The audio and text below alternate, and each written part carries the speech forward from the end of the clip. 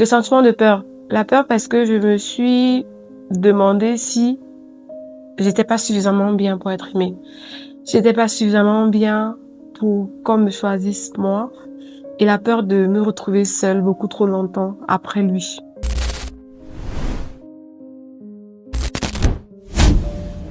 Une rupture amoureuse, ce n'est pas seulement la fin d'une histoire, c'est parfois la fin d'un projet. On perd une personne, mais on perd aussi une part de nous, celle qu'on était à travers le regard de cette personne-là que nous n'avons plus aujourd'hui. Et ça, c'est profondément déstabilisant. On en parle souvent en rigolant, mais il y a des personnes qui ont vécu des ruptures très difficiles. Aujourd'hui, avec Laurie, nous allons parler de comment est-ce qu'elle a vécu cette expérience, quelles sont les émotions qu'elle a ressenties et quelles sont les ressources sur lesquelles elle a pu s'appuyer pour essayer de traverser cette expérience difficile. Parce qu'une rupture, ce n'est pas juste de la douleur, c'est aussi une opportunité de croissance et parfois de transformation. Si vous aussi, vous avez connu une expérience similaire, suivez attentivement cette vidéo. Je vous retrouve à la fin pour quelques conseils pratiques. J'ai eu à vivre une rupture amoureuse qui n'était pas très facile pour moi parce que c'est une relation dans laquelle je me suis beaucoup investie émotionnellement. J'étais avec quelqu'un il y a de cela 3 ans et on a fait 1 an et demi, 2 ans ensemble. Je me suis projetée, j'ai donné de ma personne, j'ai donné de mon temps. Je veux dire, c'est une relation dans laquelle j'ai vraiment été sincère. Pour à la fin me rendre compte que dans mes 2 ans de relation, il était dans 7 ans avec quelqu'un d'autre. Et j'ai littéralement perdu une partie de moi dans cette relation. Après cette relation, j'ai ressenti de la tristesse et de la peur. Tristesse parce que j'ai eu profondément mal de me dire que tout ce que j'ai eu à faire, tout ce que j'ai eu à donner n'a pas servi à grand chose. Au point où je suis arrivée, je me suis même dit, vas-y. Pour la petite histoire d'abord, avant de me rendre compte qu'il a fait 7 ans, il m'avait fait comprendre que non. Il a rencontré la fille quelques semaines avant moi et après il m'a rencontré. Du coup, s'est retrouvé à devoir faire un choix compliqué. Je suis allée jusqu'à me dire, si c'est ça, je peux tout faire pour sauver ma relation. Que pourquoi mettre un thème à la relation si tout se passe bien? Pourquoi je vais perdre ma relation? Après, j'ai eu à découvrir que voilà. Et le sentiment de peur. La peur parce que je me suis demandé si j'étais pas suffisamment bien pour être aimée. J'étais pas suffisamment bien pour qu'on me choisisse moi. Et la peur de me retrouver seule beaucoup trop longtemps après lui. Cette rupture, franchement, jusqu'à présent même, elle affecte énormément mon estime de moi. J'ai l'impression de ne pas suffisamment être bien pour être aimée, pour être choisie, pour que quelqu'un ait envie de vouloir être avec moi et uniquement avec moi. Et honnêtement, depuis cette séparation, je pense que je n'ai fait que des mauvais choix sentimentaux. Pas mauvais choix dans le sens où ceux avec qui j'ai eu à être après lui sont pas des bonnes personnes, mais j'ai perdu une partie de moi, c'est-à-dire j'ai tout le temps besoin de la validation de mon partenaire. J'ai tout le temps besoin de faire des trucs que même qui sont contraires à ce que je veux, par peur de perdre la personne en face. Donc ça a grandement entaché mon estime de moi. Honnêtement, j'ai eu une longue période sombre, une longue période de dépression, une longue période de toxicité. J'étais toxique tout autant avec les autres qu'avec moi-même parce que je me disais, ça sert à rien. Ça sert à rien d'être sincère avec les gens, ça sert à rien d'essayer même d'entretenir des rapports, que ce soit des simples amitiés ou amoureux. C'était grave. Ça met tout un nuage sombre autour de moi. Bon, j'ai déjà eu à travailler dessus. Je pense que là, maintenant, la période sombre est un peu passée. J'essaye de redevenir positive, de retrouver cette joie de vivre qui auparavant m'animait. Mais bon, le parcours, il est encore long.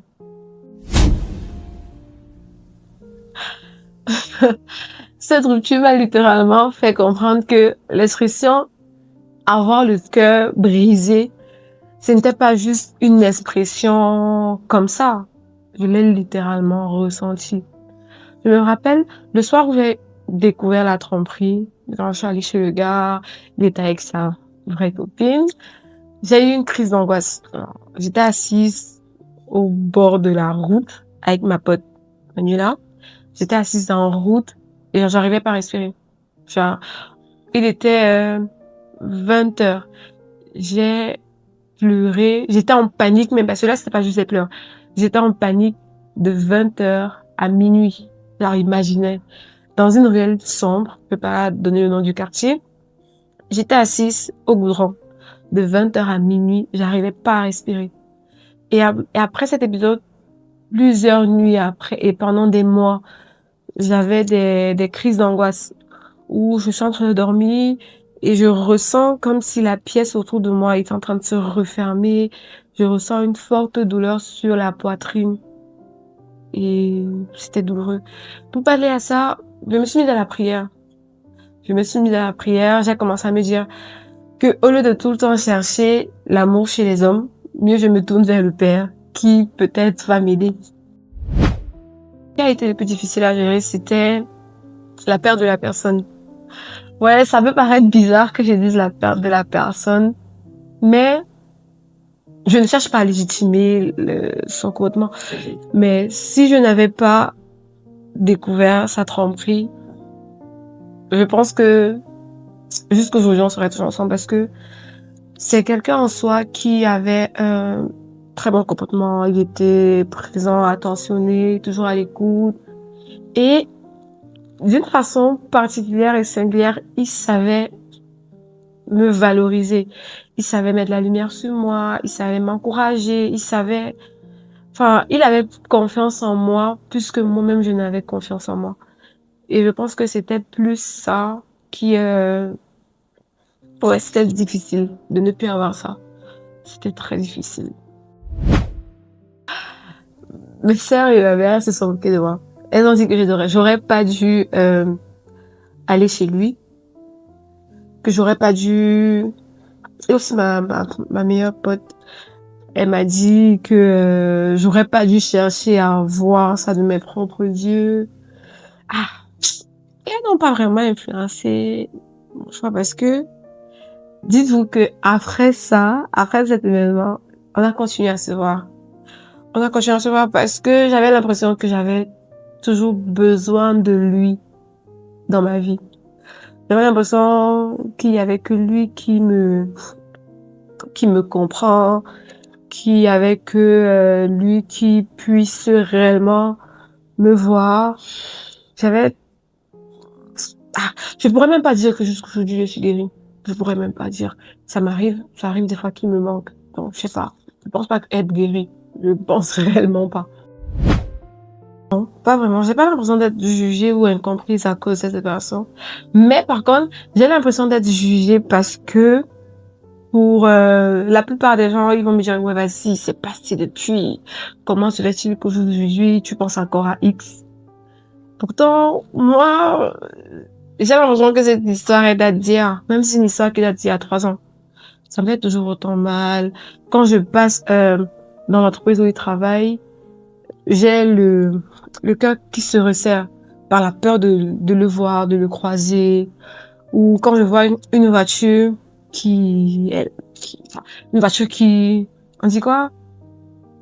Sa voiture. J'ai l'impression de m'étouffer. Je sais pas, j'ai l'impression que c'est une histoire que j'ai eu à vivre la semaine dernière. Pourtant, c'est une histoire qui date. Mais ça fait toujours autant mal. J'ai l'impression d'être jugée parce que je ne suis pas encore réellement passée à autre chose. Mais je pense que plus intense était la relation et plus longue sera la guérison.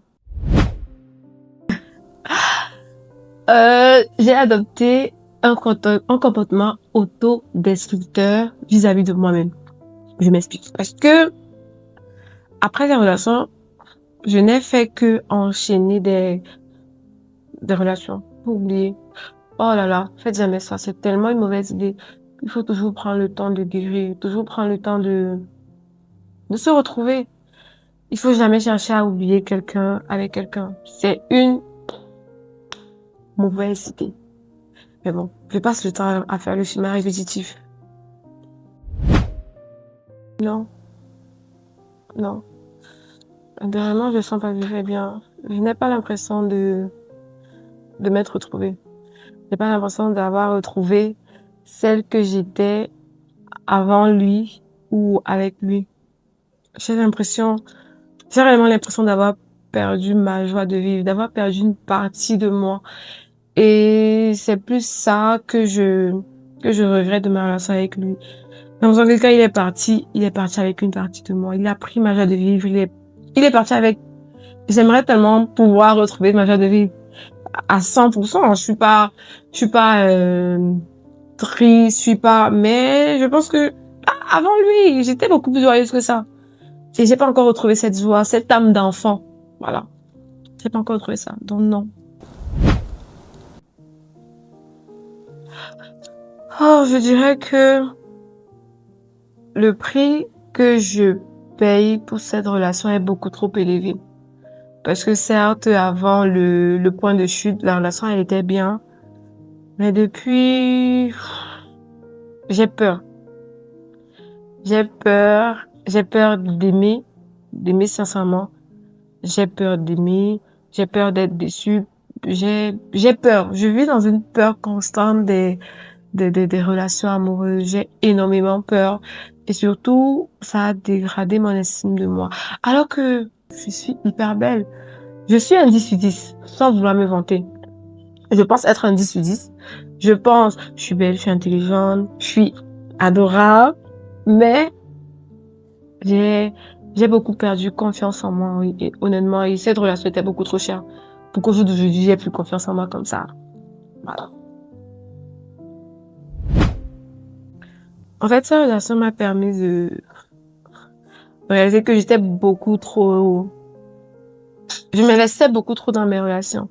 Je donnais beaucoup trop de moi, parfois un peu trop, et dans la mesure où la personne en face n'est pas à même de me rendre ce plein d'émotions, bah moi je suis brisée. Ça fait pas pour autant une personne mauvaise, non. C'est juste que il a pas la capacité de me rendre tout ce que je lui donne. Donc après cette relation, j'ai appris à temporiser mes émotions, à temporiser ce que je donne à autrui. Donc voilà. Autorise-toi à aller mal, parce que le fait que tu vas mal, ça prouve juste que tu as aimé d'un amour vrai, d'un amour sincère et d'un amour pur. Donc prends le temps de guérir comme tu as pris le temps d'aimer. C'est vrai, l'amour fait mal. C'est vrai, aimer, c'est pas évident. Mais pour moi, l'amour, c'est le sentiment le plus pur qui puisse exister sur cette terre. Et un monde sans amour, franchement, ça sert à rien de vivre. Il n'y a pas plus intense que l'amour. Il n'y a pas plus intense que d'aimer. C'est vrai, c'est douloureux, mais bon. Merci à Laurine pour son partage, car ce qu'elle nous a transmis ici aujourd'hui, ce n'est pas seulement une histoire de rupture, c'est aussi une histoire de résilience et d'introspection, parce qu'elle en a appris beaucoup. À travers son expérience, il y a des personnes qui vont se reconnaître, parce qu'une rupture, ça parle un peu à chacun de nous. On l'a tous vécu un jour ou l'autre. Ce n'était peut-être pas la même histoire, mais c'était plus ou moins le même type de peine. Alors pour celles ou ceux qui vivent encore ces moments difficiles, j'aimerais vous laisser avec 3 conseils essentiels. Premier conseil, autorisez-vous à ressentir. Oui, ne cherchez pas à aller bien trop vite. Laissez la tristesse venir, la colère, la nostalgie, laissez tout cela exister. Avec le temps, progressivement, cela va diminuer. Les émotions ne sont pas des obstacles, pas du tout. Elles sont des passages. Deuxième conseil, prenez soin de votre corps et de votre esprit. On ne le dira jamais assez. Le stress émotionnel d'une rupture épuise énormément votre système nerveux. Essayez de retrouver des repères simples comme manger, dormir, bien respirer, marcher. Votre corps a besoin de stabilité pour que le mental puisse se rétablir. Troisième conseil, ne restez pas seul. Non, non, non. Parlez, entourez-vous, cherchez du soutien. Le lien social, l'amitié ou même un accompagnement thérapeutique sont de véritables ancrages qui vont vous aider à traverser cette tempête-là sans vous y perdre. Parce qu'une rupture, ce n'est pas une fin. C'est souvent le début d'une nouvelle page de votre vie. C'est difficile, c'est vrai, mais elle est parfois plus consciente et parfois plus solide et apaisée quand vous prenez le temps de vivre vos émotions et de tirer les leçons dont vous avez besoin pour avancer sereinement dans votre vie. Car souvenez-vous, la douleur est temporaire et quand elle est bien accueillie, elle peut devenir un tremplin pour un mieux-être. Parce que la santé mentale compte.